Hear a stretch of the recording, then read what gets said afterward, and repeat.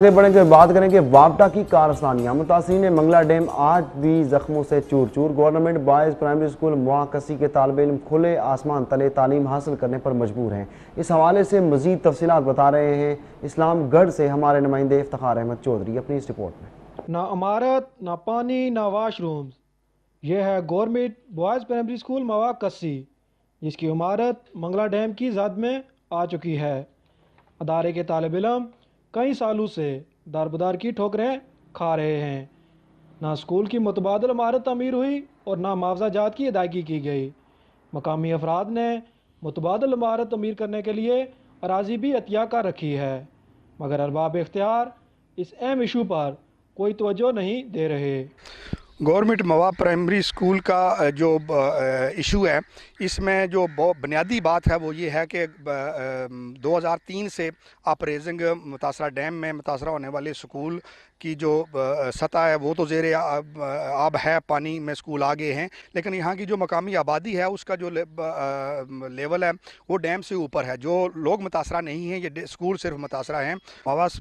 Government primary school مواکسی کا اس سے قبل ہم بارہا مرتبہ باور کرا چکے ہیں کہ متاثرین منگلا ڈیم کے زیاتوں کی زد میں یہ اسکول بھی آیا ہے، اور اب تک اس کا کوئی بھی حل نہیں نکالا گیا۔ نہ ہی اس کے معاوضہ جات کا تعین کر کے لوگوں کو دیا گیا مقامی کمیونٹی کو تاکہ وہ اس اسکول کی عمارت قائم کر سکیں، اور نہ ہی محکمہ تعلیم نے اس کے اوپر کوئی 1% کام بھی نہیں اب تک کیا۔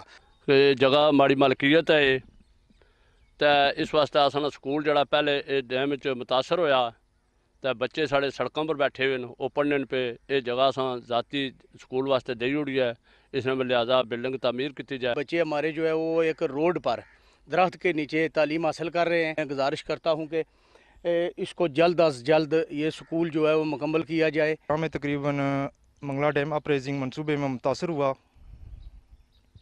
اور اس کے بعد ہم نے یہ سکول 2 جنگ پر شفٹ کیا۔ وہاں پر ہم نے ایک سال کا عرصہ گزارا، اور اس کے بعد سرما گالا کے مقام میں ایک دکان میں ہم شفٹ ہوئے۔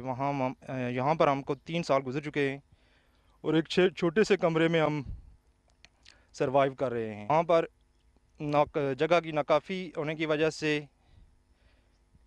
بڑی مشکل سے ہم وہاں پر گزر اوقات کر رہے ہیں، کیونکہ وہاں پر بچوں کو بھی بٹھانا ہوتا ہے اور فرنیچر کو بھی رکھنا ہوتا ہے، اور عام اوقات میں ہم کھلے آسمان تلے بچوں کو بٹھا کر تدریسی کام سر انجام دیتے ہیں۔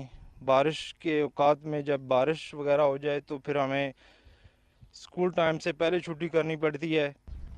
حکومت وقت اور محکمہ تعلیم کو اسکول کی متبادل عمارت کے لیے فوری اقدامات اٹھانے کی ضرورت ہے، تاکہ ننھے بچے بہترین تعلیمی ماحول میں تعلیم کے زیور سے آراستہ ہوں۔ کیمرہ مین اماد رسول کے ساتھ افتخار احمد چودھری، K2 TV، اسلام گڑھ۔